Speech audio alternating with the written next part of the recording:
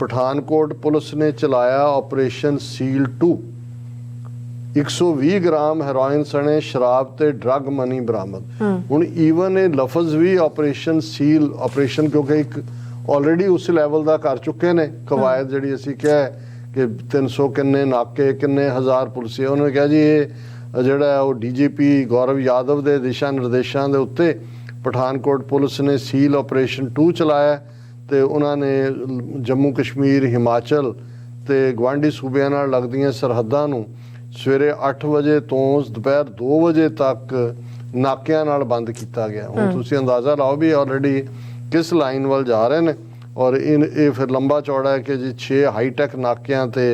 जिहड़े ने वो चौकस सी लोग और वाहनां दी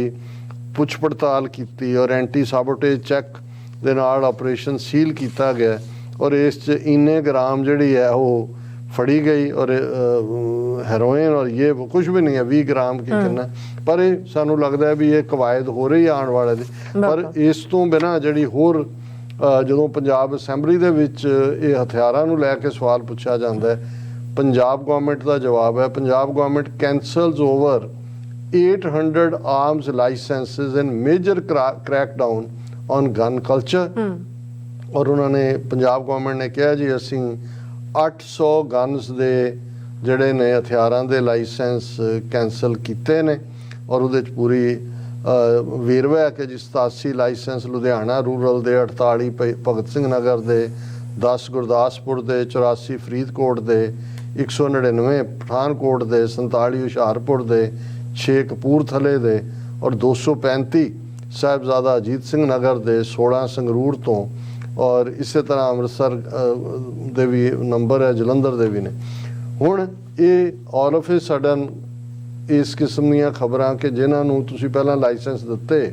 ਜ਼ਾਹਰ ਹੈ ਪੜਤਾਲ ਕਰਕੇ ਦਿੱਤੇ ਉਹ ਆਪਣੀ ਲਾਇਸੈਂਸ ਫੀ ਵੀ ਦਿੰਦੇ ਹੋਣਗੇ। ਹੁਣ 800 ਲਾਇਸੈਂਸ ਕਰਨਾ ਇਹਦਾ ਮਤਲਬ ਇਹ ਹੈ ਕਿ ਇਹ ਬੇਹਥਿਆਰੇ ਕਰਨ ਦੀ ਗੱਲ ਹੈ ਔਰ ਅੰਮ੍ਰਿਤਪਾਲ ਸਿੰਘ ਹੋਰਾਂ ਨੇ ਇਸ ਦੀ ਨੁਆਂਸ ਨੂੰ ਬਿਲਕੁਲ ਠੀਕ ਸਮਝਿਆ।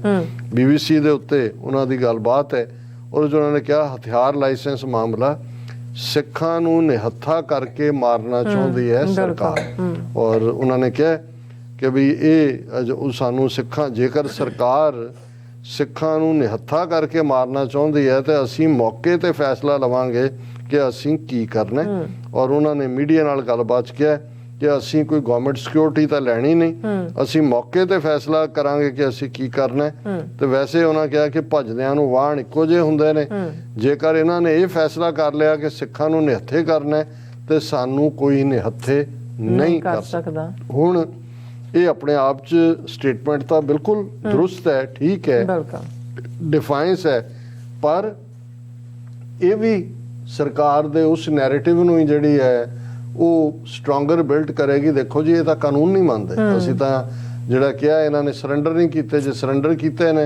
तुसी अपनी रक्षा लई दूसरे हथियार रखोगे फिर होएगा जी हालांकि इस टैक्नीकल पोजीशन बिल्कुल ठीक है अमृतपाल सिंह दी। और जदों संत पिंडां वालियां नूं किसी ने पुछया सी गुरु नानक निवास जदों निवास करदे सी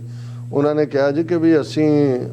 लाइसेंस ਲਈ ਅਪਲਾਈ ਕੀਤਾ ਤੇ ਸਾਨੂੰ ਤਾਂ ਸਰਕਾਰ ਲਾਇਸੈਂਸ ਹੀ ਨਹੀਂ ਦਿੰਦੀ। ਤੇ ਦੱਸੋ ਉਹਨਾਂ ਦਾ ਇੱਕੋ ਹੀ ਬੜਾ ਸਪਸ਼ਟ ਜਵਾਬ ਸੀ ਕਿ 10ਵੇਂ ਪਾਤਸ਼ਾਹ ਨੇ ਔਰੰਗਜ਼ੇਬ ਤੋਂ ਲਾਇਸੈਂਸ ਲਏ ਸੀ। ਉਹਨਾਂ ਕਿਹਾ ਵੀ ਗੁਰੂ ਕੇ ਸਿੱਖ ਨੂੰ ਤਾਂ ਇਹ ਹੈ ਹੁਕਮ ਗੁਰੂ ਦਾ ਵੀ ਜਿੰਨੇ ਹਥਿਆਰ ਚੁੱਕ ਸਕਦੇ ਹੋ ਚੁੱਕੋ। ਔਰ ਇਹ ਜਿਹੜੀ ਸਪਿਰਿਟ ਹੈ ਬੇਸ਼ੱਕ ਕਿੱਥੇ ਕੀ ਚੱਲ ਰਿਹਾ ਹੈ ਸਰਕਾਰਾਂ ਆਪਣੀ ਜਿਹੜੀ ਹੈ ਸਾਜ਼ਿਸ਼ ਨੂੰ ਜਿਹੜਾ ਉਹ ਅਮਲੀ ਜਾਮਾ ਪਹਿਨਾਉਣਗੀਆਂ ਜੋ ਮੌਕਾ ਹੈ। पर जिवें होले महल्ले के हवाले नाल असीं देखते हैं असीं पूरा जिक्र किया सी इस वार राउंड दा ग्लोब होला महल्ला बड़ा धूमधाम दे नाल मनाया गया। और कल्ला धूमधाम यही नहीं जिवें हुण पूरा शस्त्रधारी हो के नौजवान सिंघां सिंघणियां दा आउणा ईवन परथ दे हवाले नाल मुख गुरुद्वारा साहब च सानू दस्सिया गया कि होले महल्ले दा समागम पहली बार उस स्थान दे उत्ते होया और 5000 तो ज़्यादा सिख संगतां दी पार्टिसिपेशन और पूरे नौजवान जिहड़े ने वो शस्त्रां नाल लैस और वो शस्त्र भी जिहड़े पुरातन जदों असीं भाई कान सिंह नाभा दा महान कोश देखते हैं पुरातन सिंह दे वो सारे ही उन्हां दी अवेलेबिलिटी। और ये एक मैं समझदा भी ये उस जे ਹਕੂਮਤ ਇਹ ਸਮਝਦੀ ਹੈ ਵੀ ਸਿੱਖਾਂ ਨੂੰ ਬੇਹਥਿਆਰੇ ਕਰਕੇ ਉਹਨਾਂ ਨੇ ਮਾਰਨਾ ਹੈ, ਵਸਾ ਕੇ ਤਾਂ ਉਹਨਾਂ ਨੇ ਮਾਰਿਆ ਹੀ ਆ ਪੋਲੀਟੀਕਲੀ, ਤੇ ਫਿਰ ਇਹ ਸਿੰਘਾਂ ਨੂੰ ਵੀ, ਸਿੰਘਾਂ ਸਿੰਘਣੀਆਂ ਨੂੰ ਵੀ, ਖਾਸ ਤੌਰ ਤੇ ਯੰਗਰ ਜਨਰੇਸ਼ਨ ਨੂੰ, ਜਿਵੇਂ ਉਹ ਇਸ ਪਾਸੇ ਵੱਲ ਝੁਕ ਰਹੇ ਨੇ, ਉਹਨਾਂ ਨੂੰ ਵੀ ਇਹ ਸਮਝ ਆ ਰਹੀ ਹੈ ਕਿ ਅਲਟੀਮੇਟਲੀ 10ਵੇਂ ਪਾਤਸ਼ਾਹ ਦਾ ਇਹ ਫਰਮਾਨ ਹੈ, शस्त्रन के अधीन है राज, कऊ किसी को राज न दे हैं, जो रहें निज बल से लें। बेशक ਅਸੀਂ ਔਰ ਇਹ ਖਾਲਿਸਤਾਨ ਦੇ ਐਲਾਨਨਾਮੇ 'ਚ ਵੀ 29 ਅਪ੍ਰੈਲ 1986 ਦੀ ਡੈਕਲਾਰੇਸ਼ਨ 'ਚ ਕਲੀਅਰ ਕੀਤਾ ਹੋਇਆ ਕਿ ਭਾਈ ਅਸੀਂ ਅਜਾਈਂ ਲਹੂ ਡੋਲਣ ਦੇ ਹੱਕ ਵਿੱਚ ਨਹੀਂ, ਔਰ ਹਰ ਮਸਲੇ ਦਾ ਹੱਲ ਗੱਲਬਾਤ ਰਾਹੀਂ ਚਾਹੁੰਦੇ ਹਾਂ। ਪਰ ਇਹ ਵੀ ਸਾਡੇ 10ਵੇਂ ਪਾਤਸ਼ਾਹ ਦਾ ਫਰਮਾਨ ਹੈ, ਚੁੰਕਾਰ ਅਜ਼ ਹਮਾ ਹੀਲ ਤੇ ਦਰਗੁਜ਼ਸਤ, ਹਲਾਲਸਤ ਬੁਰਦਨ ਬਾ ਸ਼ਮਸ਼ੀਰ ਦਸਤ, ਕਿ ਜੇ ਬਾਕੀ ਦਰਵਾਜ਼ੇ ਬੰਦ ਹੋ ਗਏ ਨੇ ਇਨਸਾਫ ਲੈਣ ਲਈ, ਫਿਰ ਸ਼ਮਸ਼ੀਰ ਨੂੰ ਹੱਥ 'ਚ ਲੈਣਾ ਇਹ ਰੱਬ ਦੇ ਬੰਦਿਆਂ ਦੇ ਉੱਤੇ ਲਾਜ਼ਮ ਫਰਜ਼ ਹੈ, ਉਹਨਾਂ ਦੇ ਉੱਤੇ। ਸੋ ਅਸੀਂ ਸਮਝਦੇ ਹਾਂ ਵੀ ਅਸੀਂ ਜਿੱਥੇ ਹੋਲੇ ਮਹੱਲੇ ਦੀ ਸਪਿਰਿਟ ਨੂੰ, ਜਿਹੜੀ ਸੱਚਮੁੱਚ ਸ਼ਸਤਰਧਾਰੀ ਹੋਣ ਦੀ ਸਪਿਰਿਟ ਸੀ, ਖਾਲਸਾ ਆਪਣੇ ਹੱਕਾਂ ਲਈ ਖਲੋਏ, ਜੂਝੇ to the last breath and bullet, ਇਹ ਵੀ ਰਿਵਾਈਵਲ ਦੇਖ ਰਹੇ ਹਾਂ। ਤੇ ਦੂਸਰੇ ਪਾਸੇ ਜਿਹੜੇ ਸਾਡੇ ਜ਼ਾਲਮ ਕਸਾਈ ਨੇ,